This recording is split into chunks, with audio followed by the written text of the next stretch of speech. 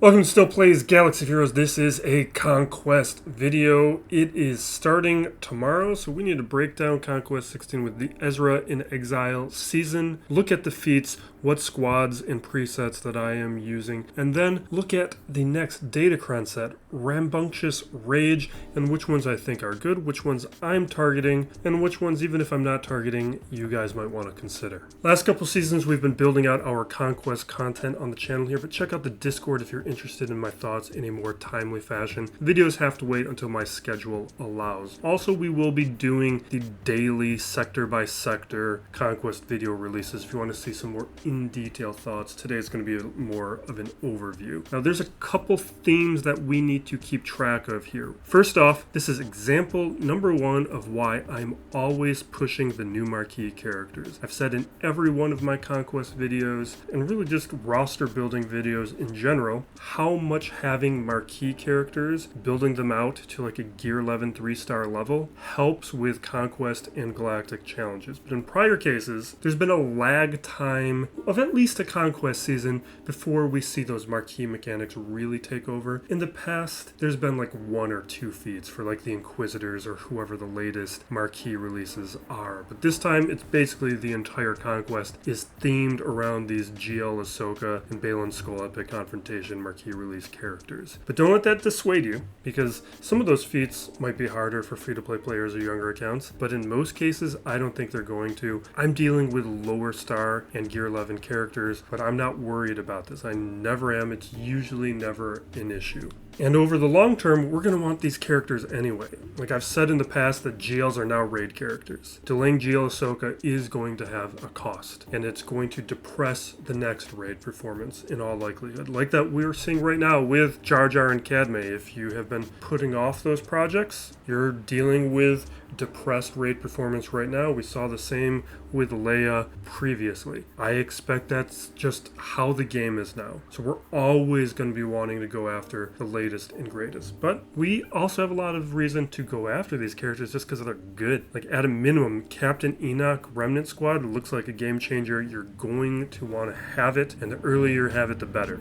The second major theme of this Conquest is stamina. It's going to be a pain, and while it's going to be easier to accomplish these feats with a single run through the sector because a lot of these feats overlap with each other much better than we did during the previous Conquest, what we're going to see is because we're relying on a far smaller pool of squads, we're going to be dealing with stamina issues. So if you've been like me in previous Conquests, effectively ignoring stamina purchases, I don't think that's going to be an option this time around. We will need to be refreshing our character's stamina in order to get through this, because we're going to find it being drained much more than it has been. We're pivoting. We're going to do this video in two parts. I thought I could do squads and datacrons in a single video, but I think this is going to get overly long. We're already at 3 minutes. So as we've been doing here, I'm not going to break down every version of every squad. We're just going through my presets, which is an overview. The presets are intended as a shortcut to setting up the proper squads for each sector or boss node. This also exists as a graphic over on the Discord. If you want to see the particular squads I'm using for each sector, that is going to be done just like last time through a daily video of each sector, breaking it down, where I'm going to be showing my progress on those feats and if my theory of operations of being optimal and efficient through those sectors is actually happening or not, because that's what I care about. Like in the past, I have not been interested in cheesing feats because I think is just inefficient. What you're doing in a lot of cases is intentionally losing a node in order to accomplish a feat that would have been accomplished anyway just by using the right set of squads or the right set of characters. That to me, I'm just not interested in. But because we are relying on so many marquee characters this time around, that might not be an option. We may be required to cheese feats, particularly because we don't know the data discs yet. I don't like that CG has stopped giving us the data discs in advance. feats. Because if we have Amplify, Agony, or Zealous Ambition, probably going to be fine. But if we have some weird set of discs, it may be a little bit more complicated to accomplish a few of these. But the main point here is, even though usually I'm against cheesing, I'm always happy to adapt to the circumstances if they require it, and there is a good chance that in this series of Conquest, the circumstances require it. Global feats. These are going to be easy. We got Night Sisters, Stagger, Imperial Remnants, Gungans, and Master Qui-Gon surviving, and this is going to be easy because every single one of these feats do not need to go out of your way for. They should just happen on their own through the normal course of play while working on other feats through the sectors. Now that is as long as you've built out these squads to a minimum level. Now for me that's traditionally gear 11, but in many cases this may be done at lower levels depending on the feat. Get to gear 8 minimum,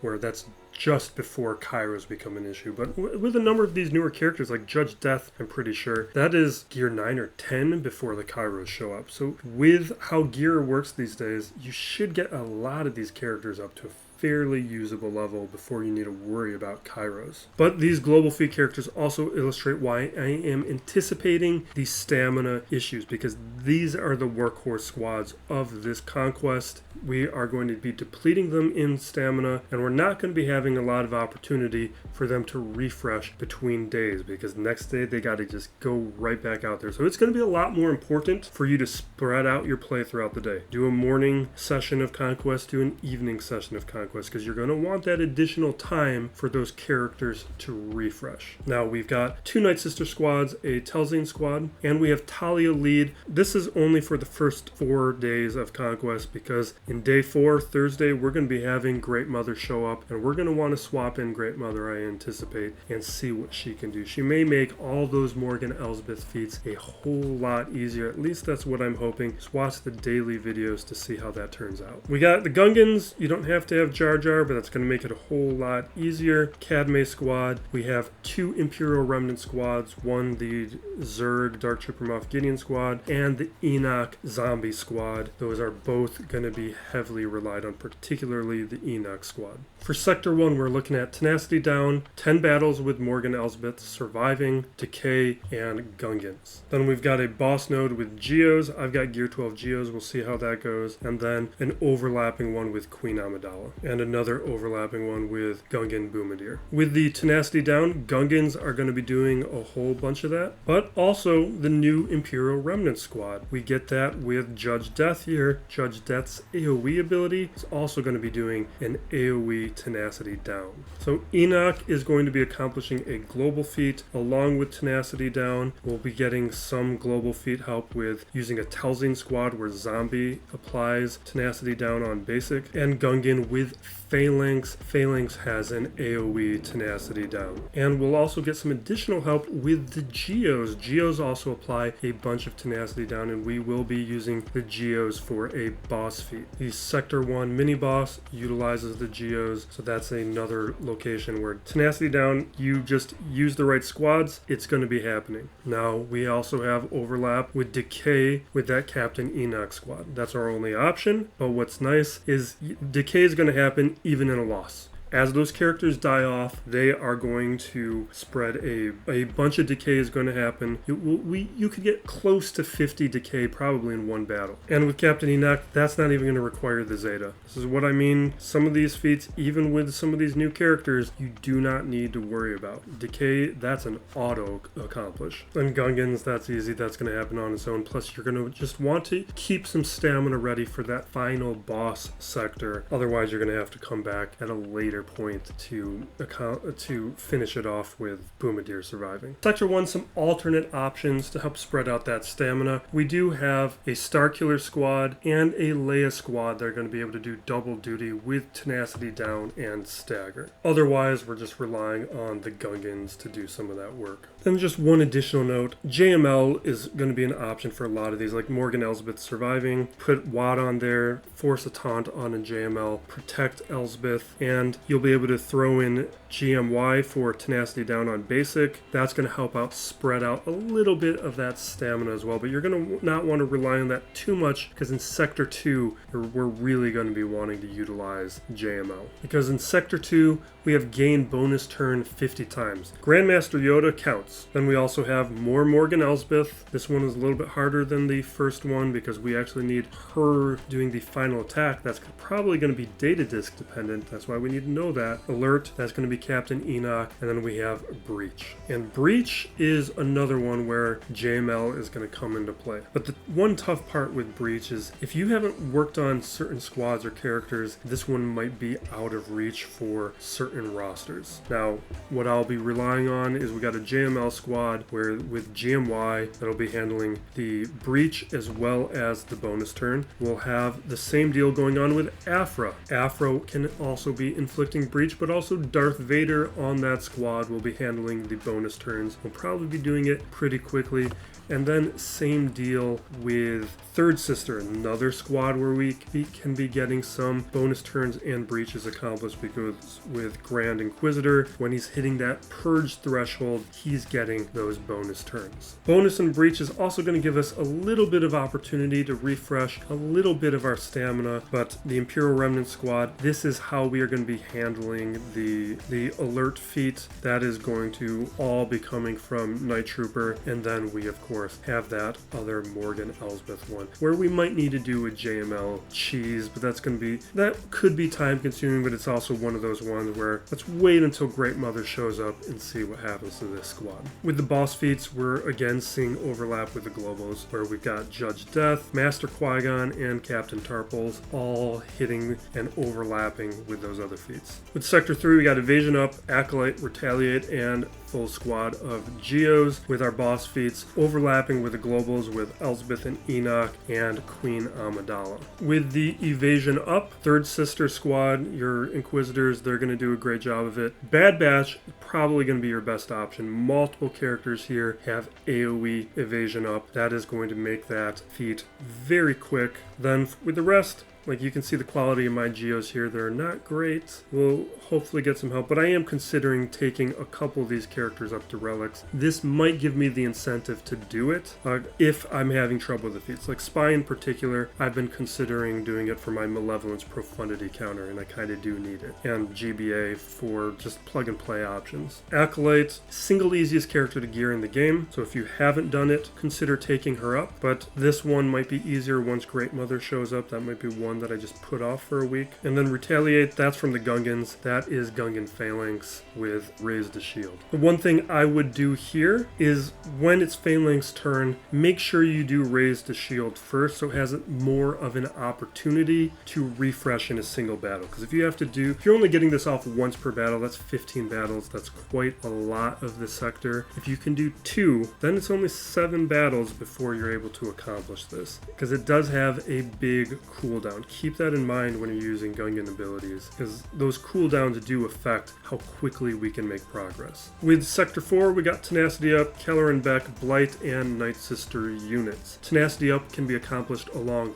with Kelleran Beck. It's going to happen pretty quickly. Blight is going to be with our Enoch Remnant squad, and Night Sisters, we can split that between an Elsbeth and a traditional Night Sister squad. The traditional one probably going to be easier for most of us. And our global feats are also going to accomplish our boss nodes, where the Galactic Republic surviving being a Cadme squad, but we have some alternate options like with a Kelleran Beck squad. Then we got Jar Jar and the Gungans, and we've got Zerg with the Remnants. And as we break this down, I have Grandmaster Yoda with Kelleran Beck to accomplish that tenacity up very quickly. He's going to take multiple of those turns every time he's doing battle meditation, spreading that tenacity up. It'll happen fast. But we'll also be getting some help with tenacity up from your Cadme squad. Master Qui-Gon spreads us. You don't need to worry about that Omicron. That eliminates a bunch of things with Pow helping out. But this ability here, I'll take that bet.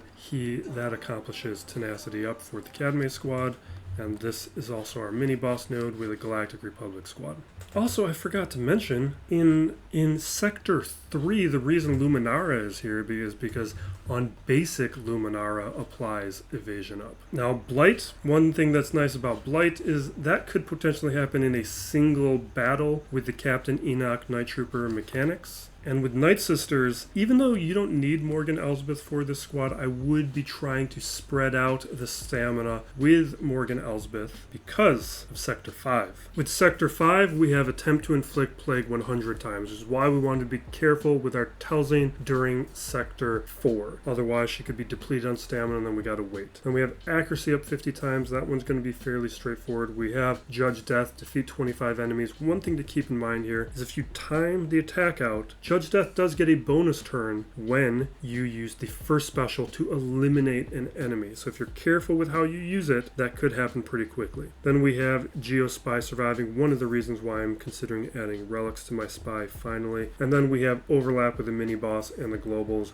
with Pow and Gungans. And then we have Luthen as our other feat, where that is pretty traditional, where the last Conquest character is either the Sector 4 or Sector 5 boss. Now with accuracy up, I'm probably going to be doing that with Sir Junda. They just spread a bunch of it out, particularly Cal Kestis, so that is just going to be an easier way of managing it. Then Spy, I might throw into a Trench squad, because Trench might be able to protect Spy, doesn't really lose anything. The only condition that eliminates the use of Geos on a Trench squad is you can't put a protection tech onto GBA. That's the only thing that's been eliminated, and that might be the way for me to get around it. Plus, it's going to help make progress on Stagger. So that's how I'm handling the feats. The next video is going to be on the Datacrons. If you want to see how I'm feeling about this new set, check out the next video. I'll also add it there, but it's going to be a few hours yet before you'll see it take that place.